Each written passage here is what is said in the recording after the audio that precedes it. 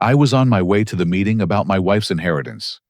As I got into my car, a homeless man rushed over and shouted, "Sir, don't go up there, your daughter-in-law." My blood froze. His terror-filled eyes haunted me as traffic forced me forward. Margaret had been gone just 3 weeks. Walking into that conference room, I found Sarah frozen in shock, her face draining white as she saw me enter alive and well. The law offices of Henderson and Associates occupied the entire 14th floor of the Morrison Building in downtown Portland. I'd been here countless times over the years with Margaret, but this was my first visit since her funeral. The familiar scent of leather and old books normally comforted me. Today it felt suffocating. My name is Clement Walker, and, at 67, I thought I'd seen enough of life to avoid surprises. I'd built my construction company from nothing, raised a family, and held my wife's hand through 6 months of cancer treatment until she passed. What I hadn't expected was the homeless man's warning, or the look of absolute shock on my daughter-in-law Sarah's face when I walked through that door. "Dad, you're here!" My son Robert stammered from his seat at the conference table. At 35, Robert still had that boyish quality that made him look younger, especially when nervous. His accountant's precision with numbers never translated to backbone when it came to personal matters.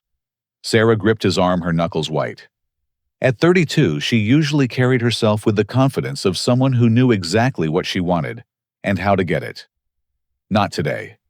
Today, she looked like someone who'd seen a ghost. "Of course I'm here," I said, taking my seat at the mahogany table. Margaret was my wife for 41 years. Why would I miss the final reading of her will? Attorney Gerald Henderson cleared his throat. At 58, Gerald had handled our family's legal matters for 2 decades. His usual professional warmth seemed strained today. "Now that everyone's present, we can begin. Though I must say, we have an unexpected guest." The door opened, and a woman I hadn't seen in 15 years walked in. Dorothy Chen, Margaret's estranged sister, looked older, but still carried herself with the same rigid posture that had always made family dinners uncomfortable. She'd been cut off after stealing from their mother's estate, and Margaret had sworn she'd never see another penny of family money. "Hello, Clement," Dorothy said quietly, avoiding eye contact as she took a seat at the far end of the table. Sarah's shock morphed into confusion. She kept glancing between the door and me as if expecting someone else to arrive. Or not arrive. Gerald opened his briefcase and removed a thick folder.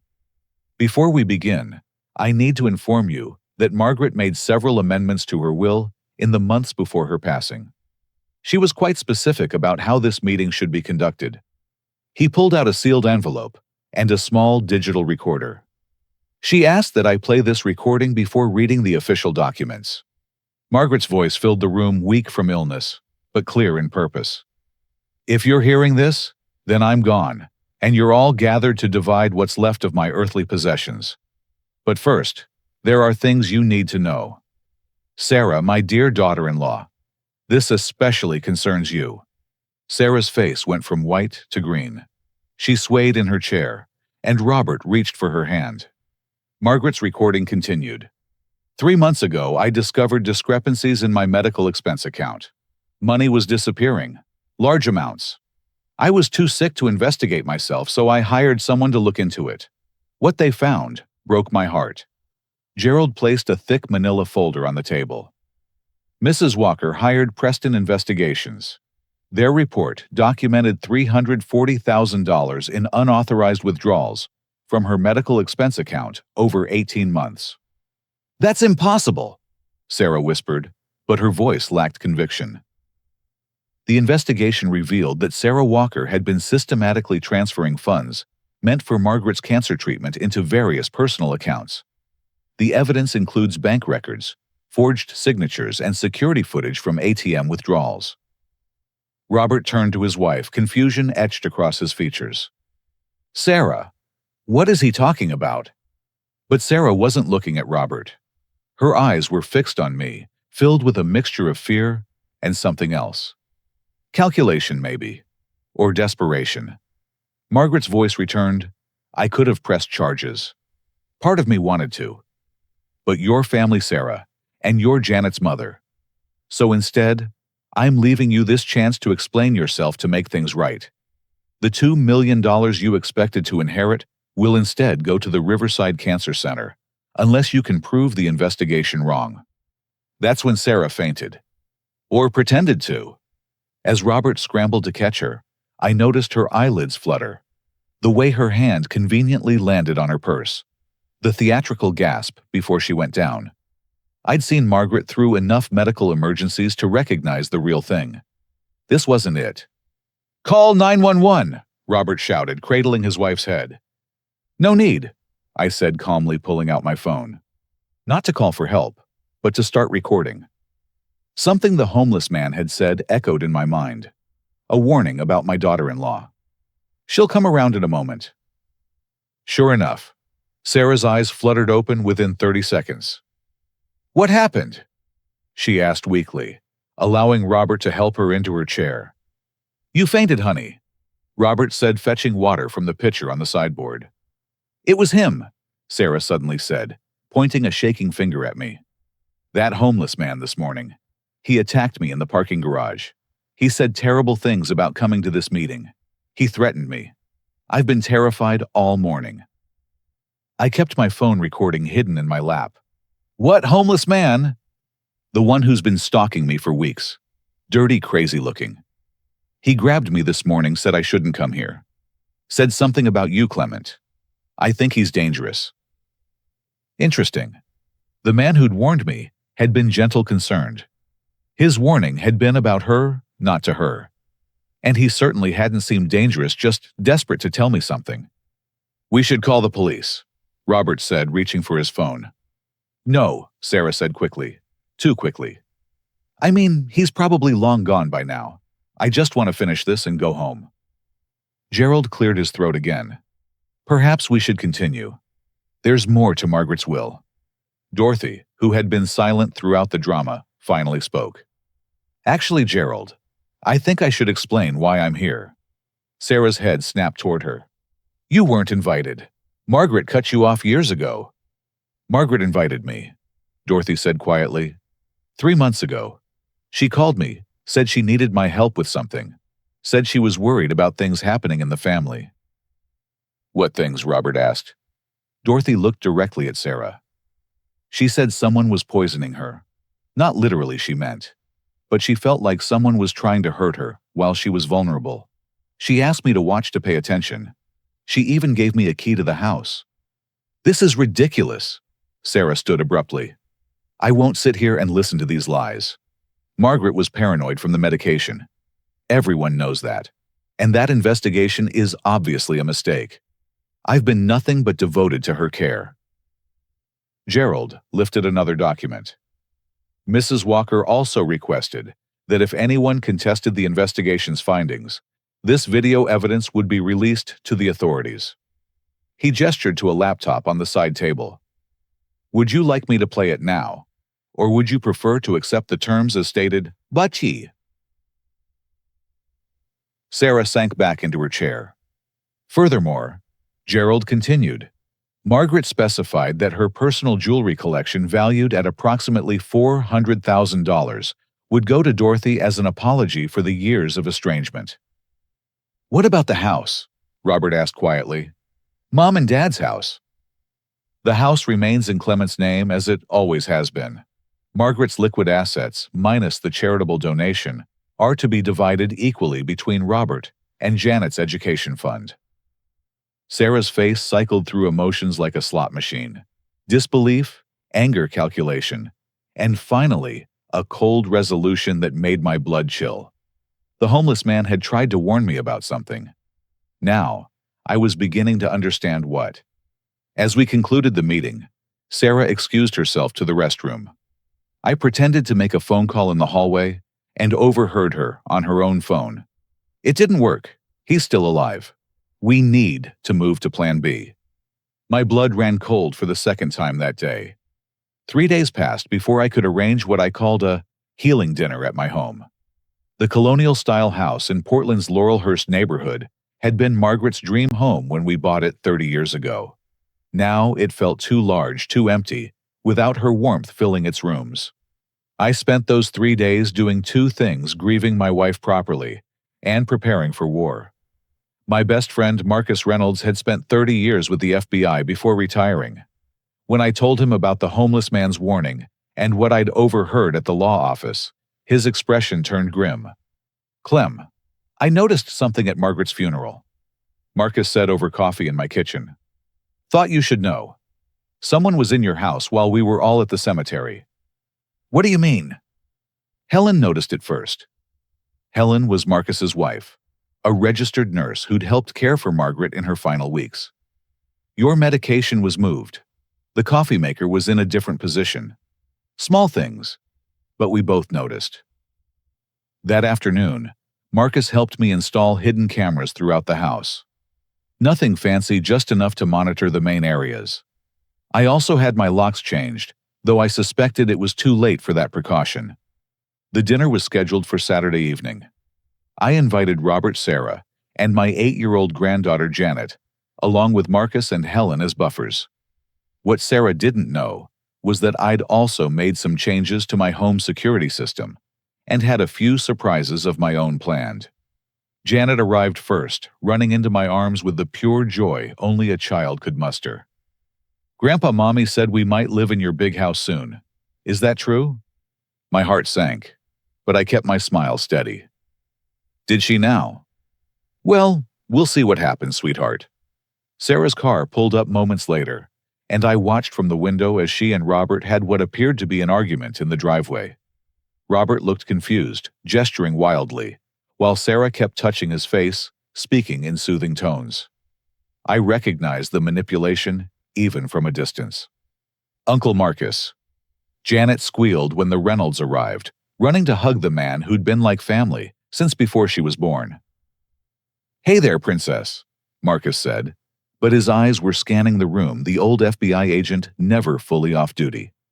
Dinner started pleasantly enough. I'd made Margaret's famous pot roast, the smell filling the house with memories. Sarah complimented the meal, though she barely touched her food. She kept watching me, studying my movements. "Grandpa, are you taking your medicine?" Janet asked innocently, as I reached for my water glass. "Mommy says you have to take special pills for your heart." "That's right, sweetheart. I take them every day." Sarah's eyes flickered to the kitchen counter, where my medication bottles sat in their usual spot. What she didn't know was that those were decoys now. My real medication was locked in my bedroom safe, after Helen had confirmed my suspicion earlier that day. "Clement," Helen said carefully, "I noticed your medication looked different when I was here Tuesday. The pills in your heart medication bottle, they're not the right shape." I'd had them tested. Common vitamins, harmless, but useless for my heart condition. Someone had switched them, someone with access to my house. "Sarah," I said conversationally, refilling wine glasses around the table. "Robert mentioned you've been having trouble with a stalker. That homeless man you mentioned at the lawyer's office." Her hand stilled on her fork. "Yes, it's been frightening. He seems to know things about our family." "What kind of things?" Marcus asked, his investigator instincts showing. "Personal things. About Margaret's death, about the family finances. I think someone's been feeding him information." "Interesting," I mused. "You know, I saw a homeless man that same morning. But he seemed more concerned about warning me of something than threatening anyone." "Probably not the same person," Sarah said quickly. "Mommy, is that the man you gave money to last month?" Janet asked. "The one you were talking to for a long time by the bank?" Sarah's face flushed. "Janet, honey, that was different. Finish your vegetables." The evening progressed with surface pleasantries, hiding underwater tensions. After dinner, while Helen helped Janet with a puzzle in the living room, I suggested the adults have coffee on the back patio. It was time to set my trap. "I've been thinking," I announced, settling into my favorite chair. "Margaret's death and all this unpleasantness with the will has made me realize I should get my own affairs in order." Robert straightened. "Dad, you're healthy as a horse. No need to think about that now." "Nonsense. I'm almost 70. And with my heart condition, well, it's best to be prepared." I watched Sarah's face carefully. I'm thinking of updating my will. Maybe simplifying things. Leaving everything to you and Sarah let you sort out what's best for Janet. Sarah's eyes lit up like a slot machine hitting jackpot. Clement, that's very thoughtful. But are you sure I mean after everything that's happened? What's past is past, I said, waving dismissively. Margaret might have been confused at the end. All those medications can affect judgment. I know you took wonderful care of her. Marcus shot me a look but played along. When are you thinking of making these changes? Soon. Maybe next week. I'll call Gerald on Monday, set up an appointment. Dad, Robert said softly, are you sure you're feeling all right? This seems sudden. I'm fine, son. Just tired. Tired of conflict, tired of suspicion. I want our family to heal. Sarah reached across the table and placed her hand on mine. Her touch felt cold, calculated. We want that too, Clement. More than anything. As they prepared to leave, I watched Sarah carefully. She was already planning, I could see it in her eyes. While Robert helped Janet with her coat, Sarah lingered in the kitchen. Let me help you with these dishes, she offered. No need, dear. Helen already loaded the dishwasher. But she was already at the sink running water. I watched her reflection in the window as she slipped something from her purse, hesitated, then put it back. Not yet, her posture seemed to say. Not tonight. After they left, Marcus and Helen stayed behind. Clem, what the hell are you doing? Marcus demanded. You just painted a target on your back. The target was already there. I replied, showing them the footage from my hidden cameras. Look at this. On the screen, we watched Sarah from 2 days ago entering my house with a key while I was at the grocery store. She went straight to my medication, switching the pills with practiced efficiency. Then, to my study photographing documents, searching through my desk. My God, Helen breathed. She's done this before. I think so. And I think our mysterious homeless man knows more about it. You need to go to the police, Marcus insisted. With what switched vitamins? She'd claimed she was trying to help, got confused, made a mistake. No, I need more. I need to know what Plan B is. Helen looked troubled. Clement, that woman is dangerous. The way she manipulates Robert, the calculated risks she's taking. This isn't just about money. I thought about the homeless man's terrified eyes, his desperate warning. I know. That's why I need to find him before she does. The thing about pretending to be weak, Marcus said slowly, is that sometimes you become an actual target. You sure you know what you're doing? I looked at my old friend, thinking of Margaret, of the life we'd built, of the granddaughter I needed to protect. She thinks I'm a foolish old man, too grief-stricken to see what's happening. Let her think that. Margaret always said the best way to catch a snake is to let it think it's hidden in the grass. Helen squeezed my shoulder. Just don't let it bite you first. After they left, I sat alone in my study, surrounded by photos of better times. Margaret smiled at me from our wedding photo, young and radiant. She'd fought so hard against the cancer, only to discover someone she'd welcomed into our family had been stealing from her while she suffered. I pulled out a business card from my wallet. Preston Investigations, the same firm Margaret had hired. Tomorrow, I'd hire them myself, not to investigate the past, but to prepare for what was coming. Because if I'd learned anything in 67 years, it was this: when someone shows you who they are, believe them. And Sarah had shown me exactly who she was: a snake, hiding in the grass, waiting to strike. The homeless man had tried to warn me. Now I needed to find out what he knew before my daughter-in-law moved from Plan B to something worse. The game was on, and I intended to win. For Margaret, for Janet, for justice. But first, I needed to appear to lose. I poured myself a generous whiskey, making sure to spill a little on my shirt.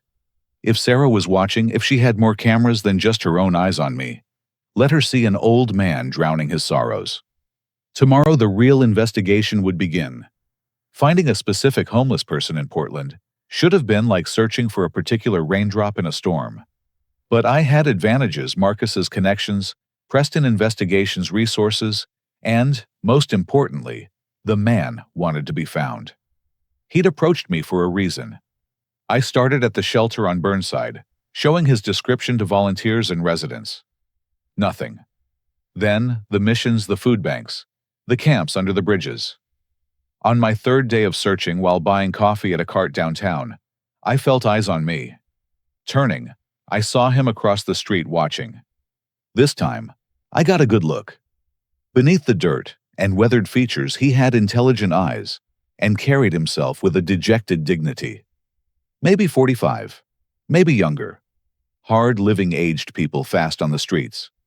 When our eyes met, he nodded toward a nearby park. I followed him to a bench near the fountain, maintaining distance until he gestured for me to sit. "Mr. Walker," he said, and his voice was educated, refined even. "I was hoping you'd look for me. You know my name. Seems only fair I know yours." He laughed bitterly. "Thomas Garrett.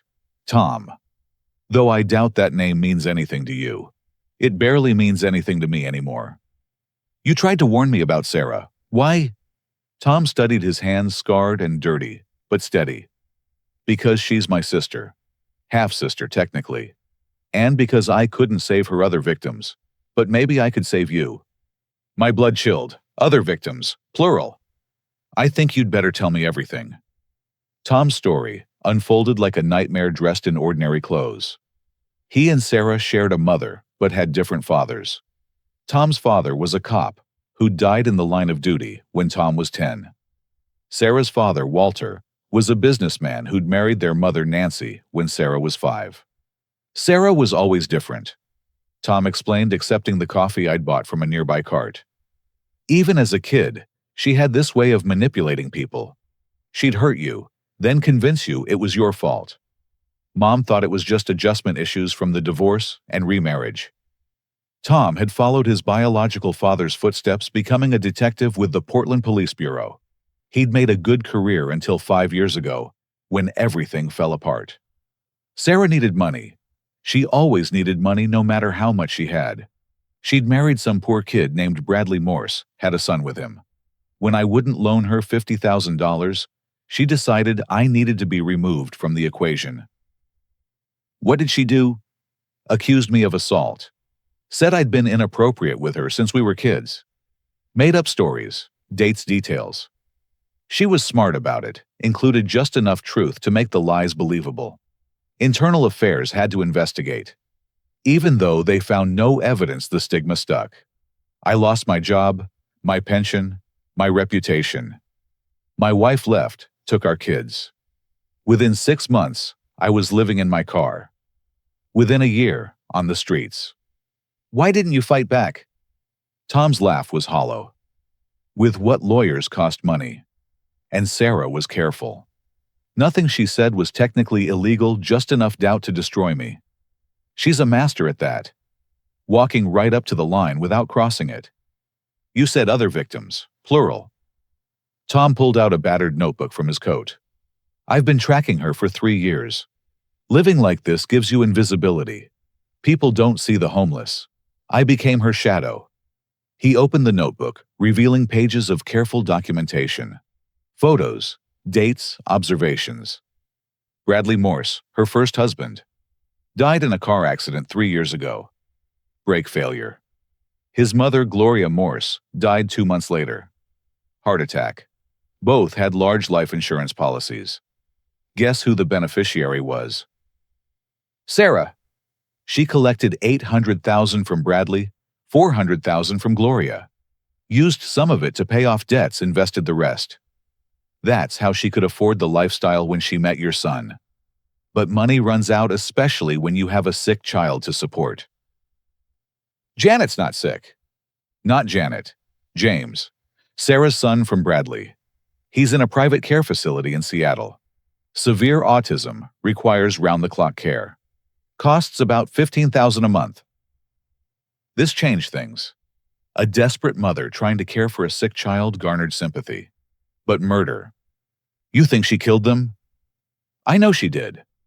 Bradley was meticulous about car maintenance. I pulled his service records after he died. Perfect condition, 2 weeks before the accident. And Gloria. She was healthy as a horse, according to her doctor. No heart conditions. But you can't prove it. No. That's the beauty of Sarah's methods. She creates reasonable doubt. Accidents happen. People die. Unless you're looking for patterns, you miss it. Tell me about Margaret. Tom flipped several pages. I started watching more closely when Sarah married your son. Seemed fast calculated. When your wife got sick, I knew Sarah would see an opportunity. The stolen money from the medical accounts. That was sloppy for her. She must have been desperate. James's care facility threatened to discharge him for non-payment. But what worried me more was what I overheard 2 weeks ago. He showed me a page with dates and partial transcripts of conversations. She's been meeting with someone named Victor Daniels, insurance agent. They've been discussing life insurance policies on you. My hand tightened on my coffee cup. On me. $5 million. Taken out 6 months ago. Your signature's on it, but I'm betting you never signed anything. You're right, I didn't. There's more. I heard her on the phone 3 nights before your wife's will reading. She was confirming something about your morning medication. Said you'd been taking it regularly, that it would look natural. Someone switched my heart pills for vitamins. Tom nodded grimly. That's phase 1. Make you miss doses without knowing it. Your heart gets weaker. Then phase 2. They introduce something that interacts badly with your condition. You have an event, maybe survive, but weakened. Phase 3. The final accident. All looking perfectly natural to anyone not watching for it. Why warn me? Why reveal yourself? Tom closed his notebook, looking older than his years. Because I'm tired of watching her destroy lives. Because your wife was kind to me once.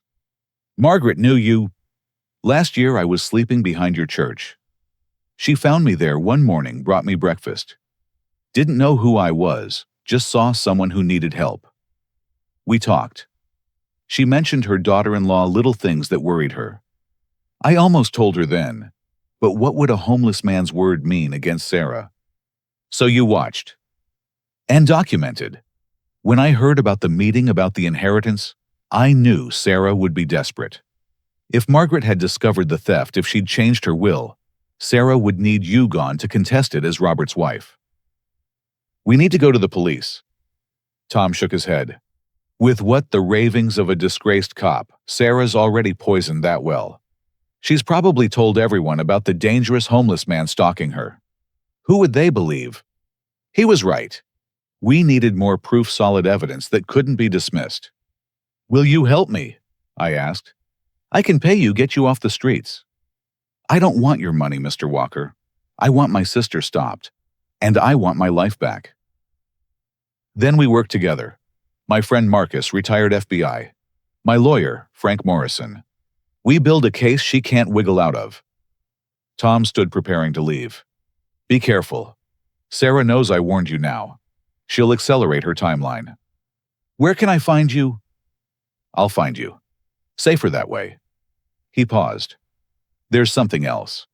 That insurance agent, Victor. They're more than business partners. I've seen them together. Your son has no idea. As Tom disappeared into the Portland morning, I sat with the weight of new knowledge. My daughter-in-law wasn't just a thief or an opportunist. She was a predator, methodical and patient, leaving bodies in her wake while playing the grieving widow, the concerned wife. But she'd made a mistake targeting me. I'd built my construction company by being smarter than my competitors, by seeing angles they missed. Now I'd use those same skills to build a trap. First, I needed to verify Tom's claims. Then, I needed to meet Mr. Victor Daniels. And finally, I needed to discover what happened to Bradley and Gloria Morse. The homeless man Tom Garrett had given me the blueprint. Now it was time to start construction on Sarah's downfall. She thought I was a weak old man, grieving and vulnerable. She was about to learn that some old wolves still had teeth. Frank Morrison's law office occupied a corner suite in a building my company had constructed 15 years ago. At 71, Frank had been my attorney for 3 decades, and my friend for longer. When I laid out Tom's information on his desk, his expression grew increasingly grim. Clement, this is serious. If even half of this is true, you're in immediate danger. I need you to verify the insurance policy first. Can you do that? Frank was already reaching for his phone. I have a contact at the Department of Insurance. Give me an hour. While Frank made calls, I drove to Marcus's house. He'd been doing his own investigation since our dinner, and what he'd found disturbed him. Victor Daniels, Marcus said, spreading files across his dining room table. Licensed insurance agent, but barely. Multiple complaints for aggressive sales tactics, suspected forgery, but nothing that stuck. He specializes in high-value life insurance policies. Specializes how? Let's just say an unusual number of his clients die within 2 years of policy inception. Not enough to trigger automatic investigation, but enough to make me suspicious. Helen entered with coffee and her own discoveries. I've been checking medical databases. Gloria Morse's death certificate lists heart failure, but the attending physician noted it was unusual. She'd had a physical 2 months before she died. Perfect cardiovascular health. What about Bradley Morse? Single car accident on Highway 26. Clear night, good conditions. Witnesses said his car just veered off the road, no brake lights. Official cause was brake failure. My phone rang. Frank. Clement, you need to come back immediately. And bring Marcus. We found Frank's usually composed face flushed with anger. There's definitely a policy. $5 million taken out 6 months ago. Your signature is on it. But I know your signature, and this isn't it. So we can prove forgery. Better than that. My contact did some digging. This isn't the first time Victor Daniels has written a policy where signatures were questioned. There's an investigator named Barbara Walsh who's been building a case. She's been trying to establish a pattern. Get me a meeting with her. 2 days later, Barbara Walsh sat in my living room. Mid-40s, sharp-eyed with the bearing of someone who'd seen too much, but hadn't let it break her. Mr. Walker, I've been investigating Victor Daniels for 3 years. She began opening a thick file. Your policy fits his pattern perfectly. Elderly relative family member as beneficiary. Questionable signature death within 18 months. How many? 17 confirmed policies where the insured died suspiciously. Total payouts exceeding $30 million. But here's the interesting part: in the last 5 years, 8 of those policies involve the same beneficiary through marriage or relationship. She placed a photo on my coffee table. Sarah Younger, but unmistakable, standing next to a man I didn't recognize. Jeffrey Coleman. Married Sarah in 2010, died in 2012. Drowning accident. Sarah collected $2 million. Another photo. Another man. Bradley Morse. We knew about him. Did you know Sarah was married before Jeffrey Ryan Turner, 2007 to 2009? He didn't die, but his grandfather did. Guess who was the beneficiary of his $1 million policy? My stomach churned. How is she not in prison? Because she's brilliant, Barbara admitted grudgingly.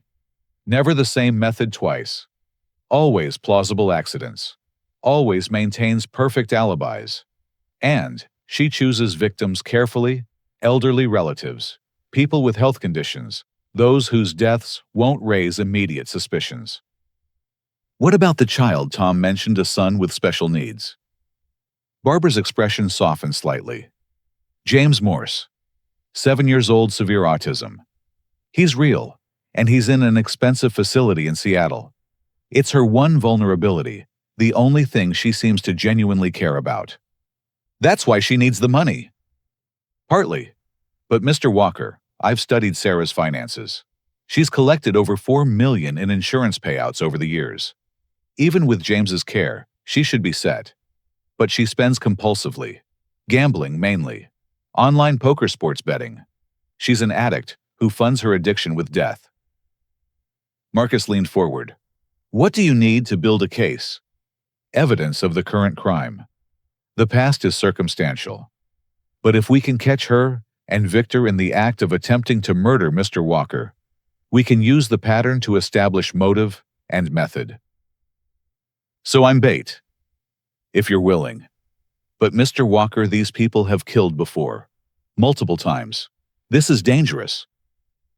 I thought of Margaret, of the money stolen while she lay dying. Of Janet growing up with a mother capable of murder. Of Robert oblivious to the monster he'd married. I'm willing. What do we do? Barbara smiled grimly. We give them exactly what they want. An opportunity too good to pass up. Over the next week, we crafted our trap. I began acting increasingly erratic in public. Confused episodes at the grocery store. Forgetting names at the country club. Mentioning to anyone who'd listen that I was changing my will to leave everything to Robert and Sarah.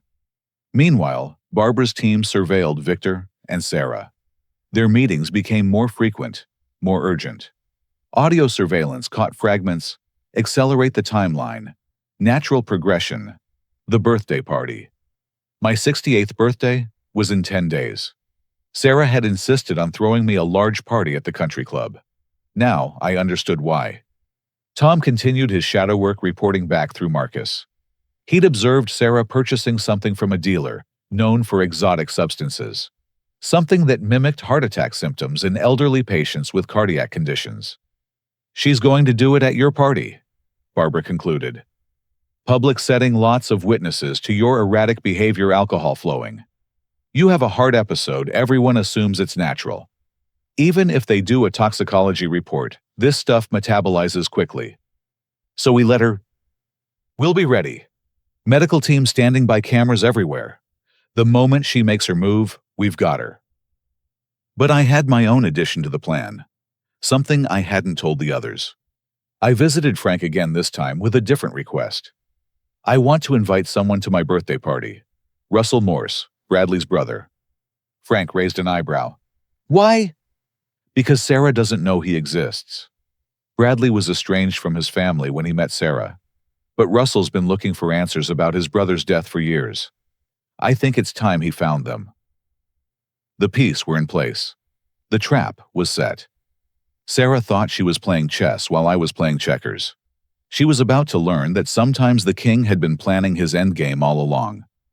The morning of the party, I stood before Margaret's photo in our bedroom. Almost there, my love. Almost time for justice. Tom had texted Marcus overnight. She's ready. God help us all. God helps those who help themselves, I thought. And I'd prepared for every contingency. Except one. I hadn't counted on Sarah being even smarter than we'd given her credit for. Or on Victor having his own insurance policy on our plan. But that revelation would come later.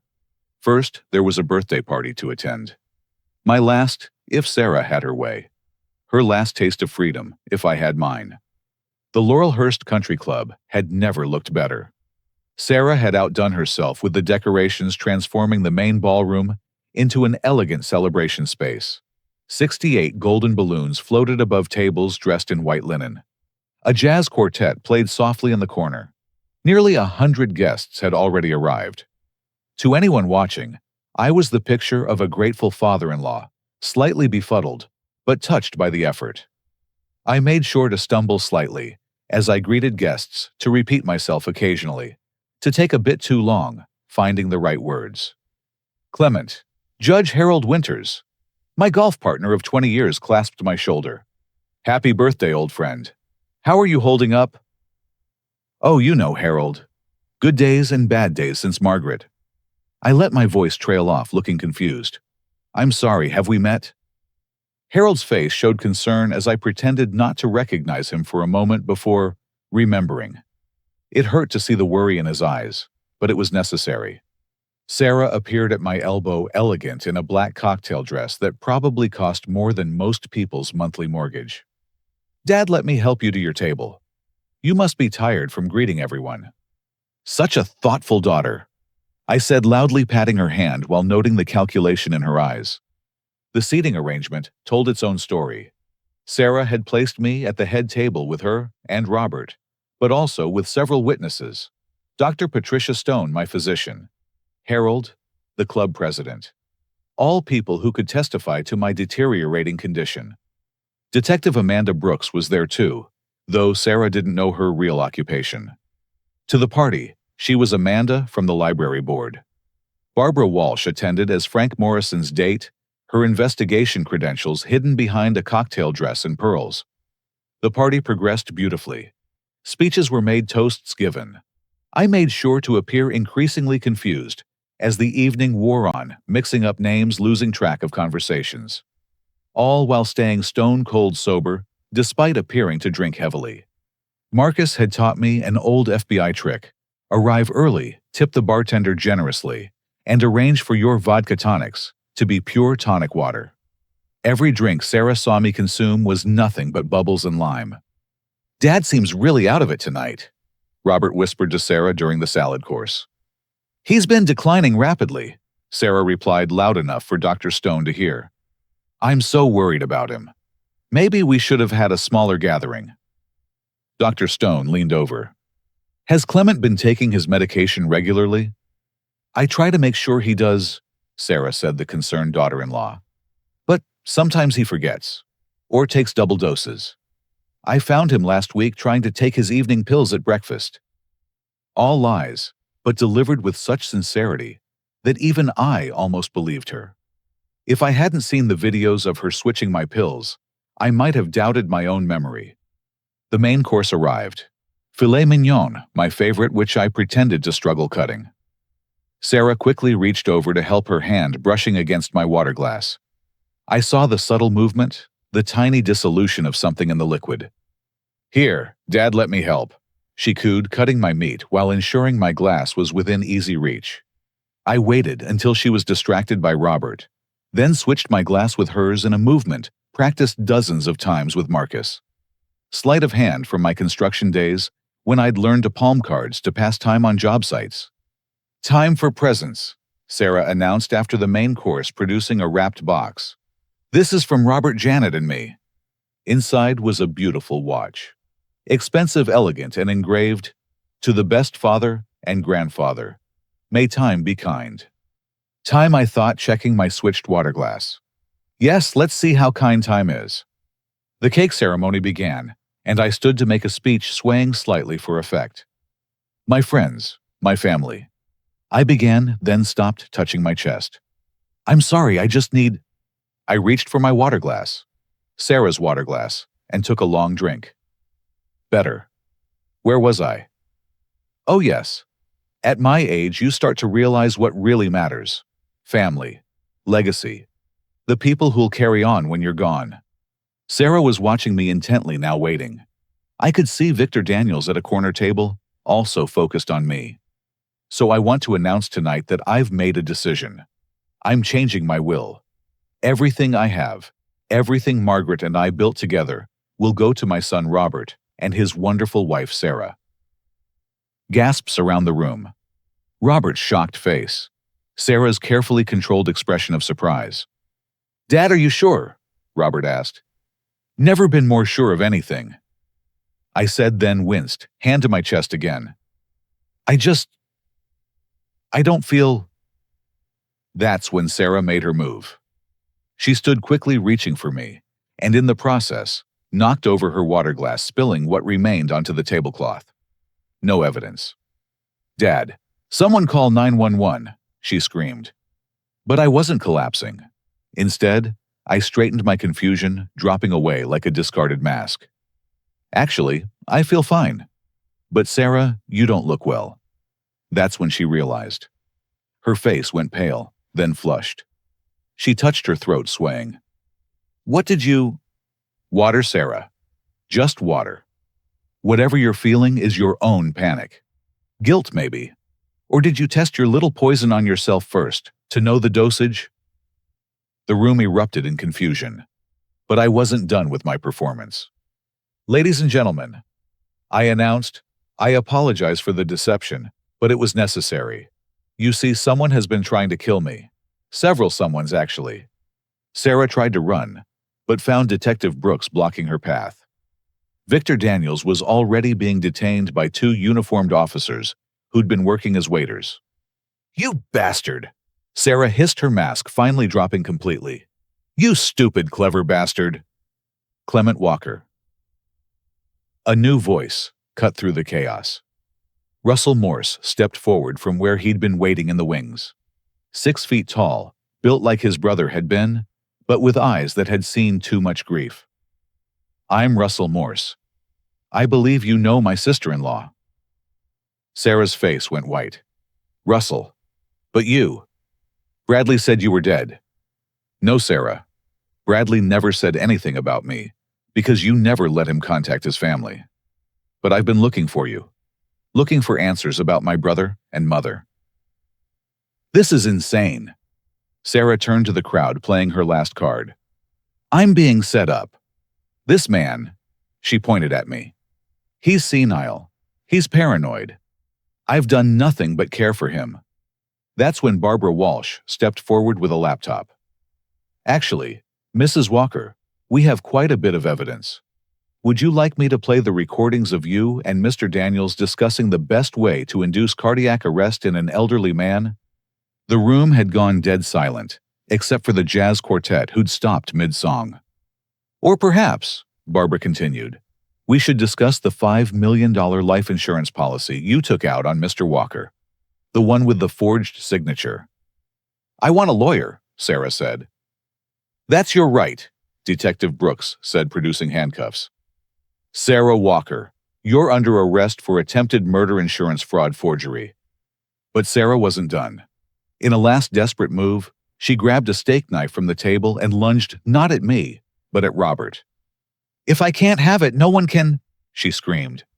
Marcus, 72 years old but still FBI trained, moved faster than anyone expected. The knife clattered to the floor as he restrained her with practiced efficiency. "Robert," Sarah wailed as they cuffed her, "don't let them do this. Think of Janet. Think of our life together." But Robert stood frozen, the full horror of who he'd married finally dawning on him.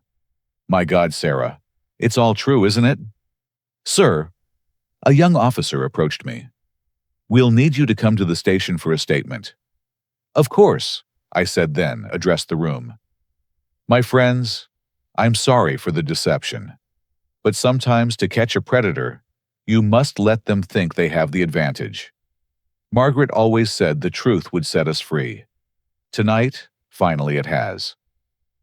As they led Sarah and Victor away, Tom Garrett stepped out from where he'd been watching in the service corridor.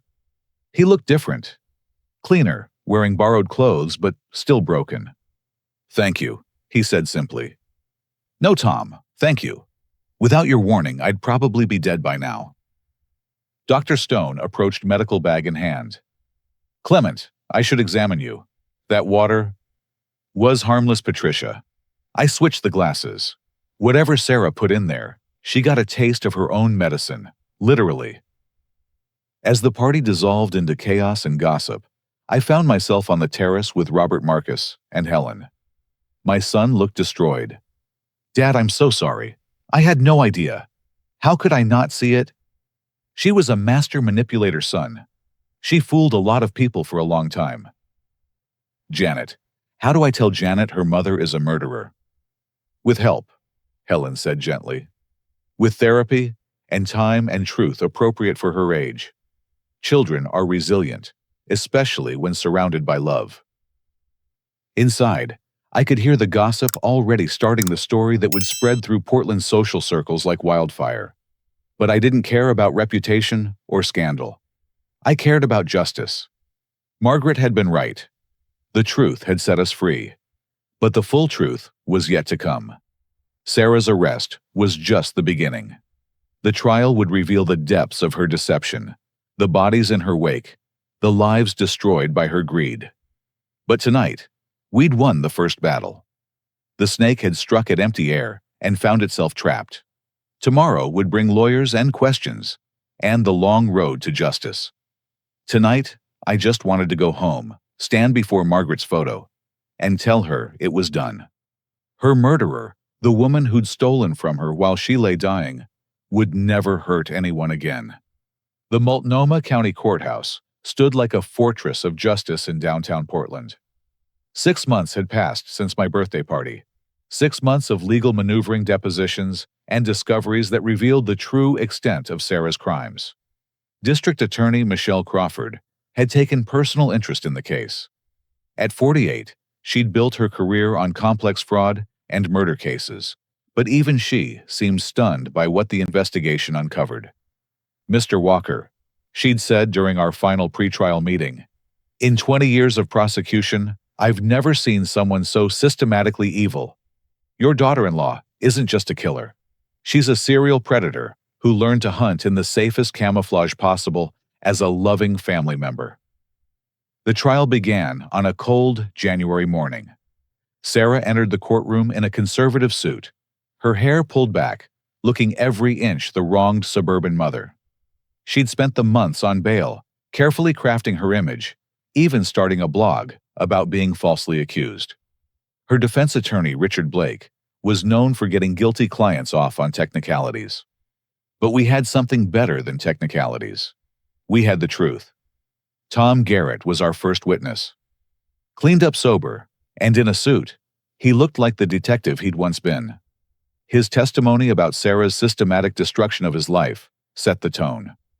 "She accused me of assault of inappropriate behavior spanning years," Tom testified. "All lies, but crafted with just enough plausible detail to destroy my career. When Internal Affairs investigated, they found no evidence, but the damage was done.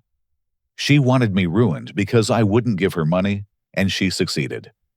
Blake tried to discredit Tom as a bitter homeless man with an axe to grind, but Barbara Walsh's testimony destroyed that narrative. She presented 17 suspicious deaths, 8 directly connected to Sarah through marriage or family, all with large insurance payouts. "This isn't a coincidence," Barbara stated. "This is a pattern, a hunting pattern. Mrs. Walker selected victims carefully elderly, with health conditions that could mask murder, and always with substantial life insurance." The prosecution then called Russell Morse. His testimony about his brother Bradley's death was devastating. "Bradley called me 2 weeks before he died." Russell said, his voice steady, despite obvious emotion. "He said he'd discovered something about Sarah, about missing money. He was scared. Said she'd threatened him, told him accidents happen. I told him to leave her to come stay with me. He said he couldn't leave his son James. 2 weeks later, his brakes failed on a clear night." "Objection," Blake called. "Hearsay and speculation." "Sustained," Judge Harold Winters said. I noticed the irony, my golf partner now presiding over the case. But Michelle Crawford smiled. "Your Honor, we'd like to introduce evidence item 47. Phone records showing Sarah Walker called Victor Daniels 16 times in the 2 days before Bradley Morse's death." The evidence mounted relentlessly. Security footage of Sarah purchasing exotic poisons. Bank records showing systematic theft from Margaret's accounts. The forged insurance documents. Victor Daniels, who'd made a deal for a reduced sentence, testified about their plan to kill me. She said the old man was getting suspicious. Victor testified, sweating despite the cool courtroom. Said we needed to accelerate the timeline. The birthday party was perfect, public, lots of witnesses to his confusion, alcohol everywhere. Make it look like a natural heart attack. And the substance she planned to use. Synthetic batrachotoxin. Mimics heart attack, metabolizes quickly. Almost impossible to detect, unless you're specifically looking for it. Sarah watched it all with cold eyes, occasionally whispering to Blake, showing no emotion as her crimes were laid bare. Until the prosecution's surprise witness. The state calls Nancy Garrett. Sarah's composure finally cracked. "No," she whispered, then louder. "No, she's dead. I told everyone she was dead." A woman in her 70s entered the courtroom. The family resemblance to both Tom and Sarah was unmistakable. Nancy Garrett, their mother, very much alive despite Sarah's claims. "Mrs. Garrett," Michelle Crawford began gently, "can you tell the court why you've been in hiding for the past 5 years?" Nancy's voice was quiet but clear. "Because I was afraid of my daughter. Because I knew what she'd done to her father, my second husband. And I knew I was next." The courtroom erupted. Judge Winters had to call for order 3 times before Nancy could continue. "Walter, Sarah's father, died when she was 22. Heart attack, the doctor said. But I knew better. I'd seen her putting something in his coffee. When I confronted her, she smiled and said I couldn't prove anything. Said if I tried, I'd end up like him. So you ran? I disappeared. Let her tell everyone I was dead. It was the only way to stay alive. I've been living under an assumed name in Arizona, watching from afar as she killed Bradley, his mother, and God knows who else. Sarah was on her feet now, Blake trying to restrain her. Lying bitch, she screamed. You abandoned me. You chose Tom over me every time. You all deserve what you got. Judge Winters slammed his gavel. Mr. Blake, control your client, or she'll be removed. But the damage was done. Sarah's mask had finally completely fallen. The jury saw her true face, the rage, the entitlement, the complete lack of remorse. Robert testified on the final day. My son, broken, but determined to do right, told the court about Sarah's manipulations, her lies, the way she'd isolated him from family and friends. She drugged me, Robert said quietly. I had testing done after her arrest. Benzodiazepines in my system, low doses over long periods. Enough to make me compliant, confused, easy to control. She took everything from me, my mother's final months, my relationship with my father, my sense of self. But worst of all, she used our daughter as a weapon. The defense's case was weak. Blake tried to paint Sarah as a desperate mother, caring for a special needs child, driven to extremes by poverty. But the forensic accountant's testimony destroyed that narrative. Sarah had collected over $4 million in insurance payouts, but had gambled away nearly $3 million. James's care, while expensive, accounted for less than a quarter of her spending. This wasn't about her son, the accountant testified. This was about funding a gambling addiction and maintaining a lifestyle she felt entitled to. In his closing argument, Blake made one last attempt. Ladies and gentlemen, my client is guilty of poor judgment, perhaps even some financial irregularities. But murder. The prosecution's case is entirely circumstantial. Michelle Crawford's rebuttal was devastating. She laid out the timeline, the pattern the bodies left in Sarah's wake. Sarah Walker is a serial killer who used insurance policies as her weapon. She preyed on family members, people who trusted her, loved her. She stole from a dying woman, attempted to murder her father-in-law, and destroyed countless lives. This isn't circumstantial. This is a clear pattern of predatory behavior that ends today. The jury deliberated for less than 3 hours. As the foreman stood, Sarah finally showed emotion, gripping the defense table with white knuckles. On the count of attempted murder in the first degree, we find the defendant guilty. On the count of murder in the first degree and the death of Bradley Morse, we find the defendant guilty. The litany continued. Guilty of murdering Gloria Morse. Guilty of murdering Walter Patterson. Guilty of fraud, forgery, elder abuse, theft. 17 counts in all guilty. Sarah collapsed, not in a calculated faint, but in genuine shock. As court officers moved to restrain her, she looked at me with pure hatred. This isn't over, Clement, she hissed. You took everything from me. Everything. No, Sarah, I replied calmly. You took everything from yourself. I just helped everyone see the truth. As they led her away, Nancy Garrett approached me. Thank you, she said, tears streaming. Thank you for stopping her.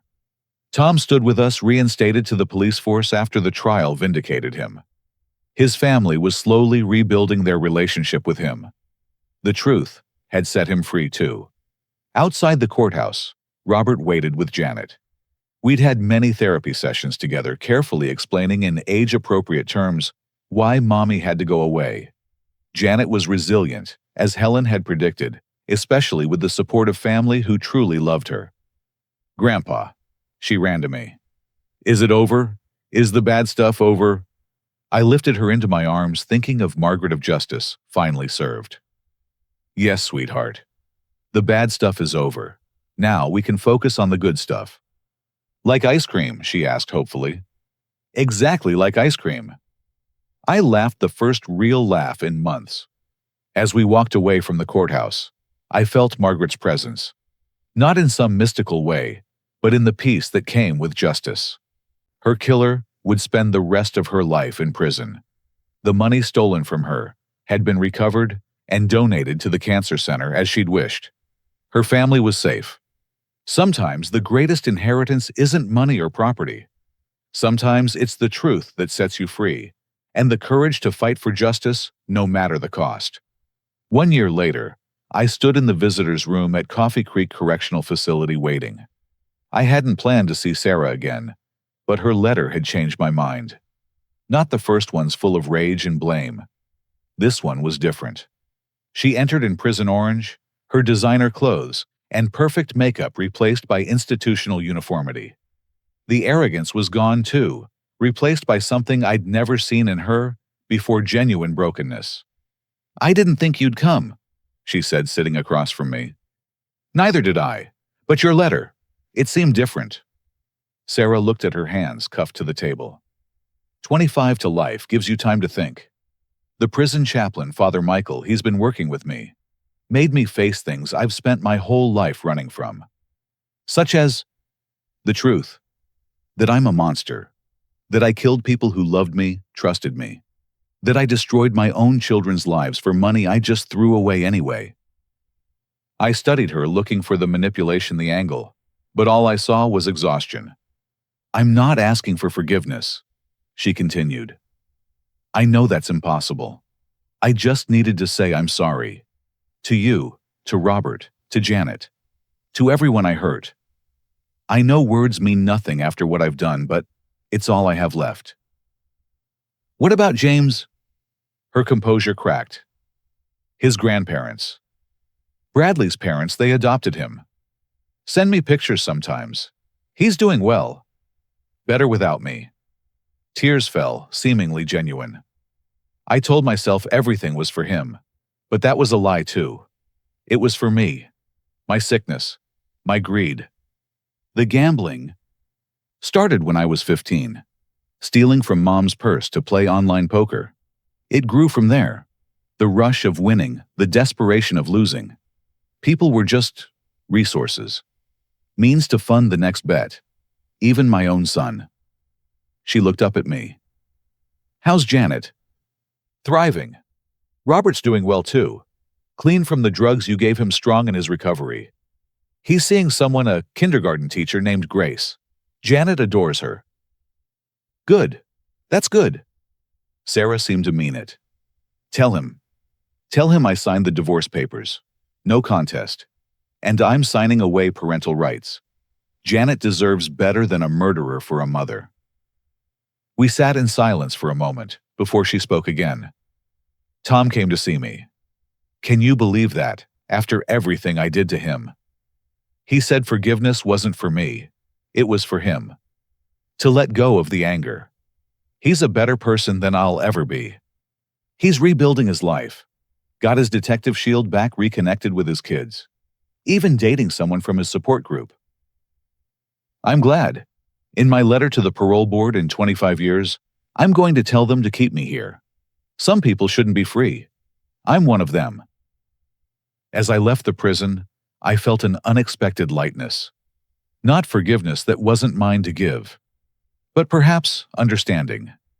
Sarah was a predator, yes, but also a broken human being finally facing her demons. The drive home took me past the cemetery. I stopped, as I often did, to visit Margaret. The headstone was simple, elegant like she'd been. Fresh flowers lay at its base, not from me this time. A figure stood nearby. Tom Garrett, looking healthier than I'd ever seen him. "Hope you don't mind," he said. Today would have been her birthday. Wanted to pay my respects to the woman who showed me kindness when I had nothing. She would have liked that. We stood together in comfortable silence before Tom spoke again. "Heard from Nancy yesterday.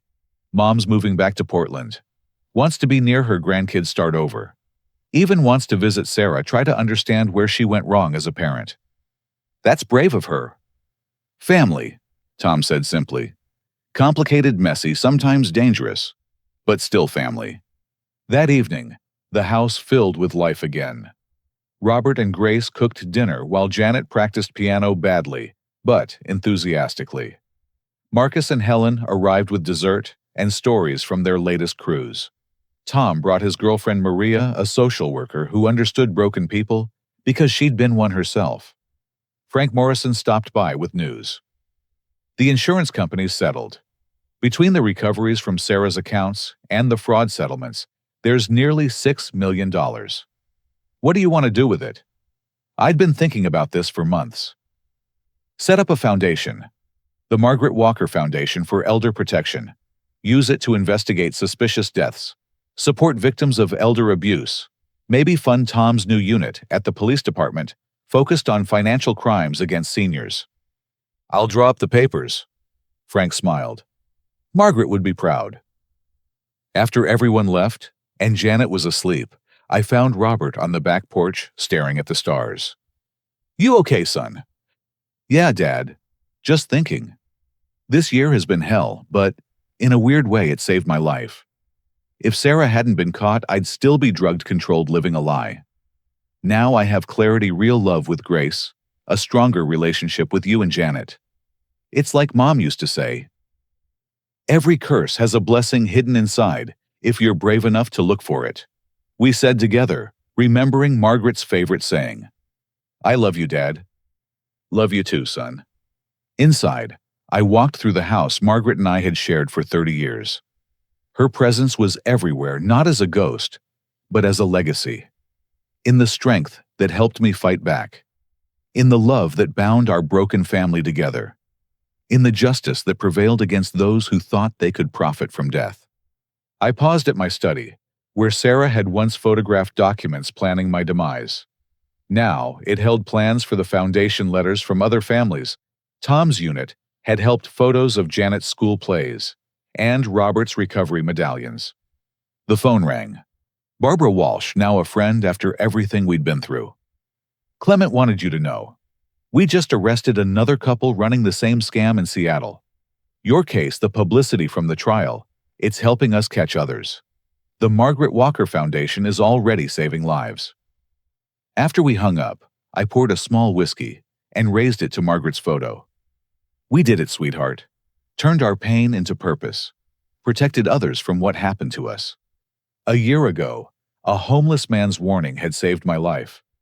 That act of desperate courage had rippled outward, exposing a serial killer, reuniting a broken family, creating resources to protect other vulnerable seniors. Tom Garrett, once destroyed by Sarah's lies, now led a unit preventing similar crimes. Nancy Garrett, who'd lived in hiding now, volunteered at senior centers watching for signs of exploitation.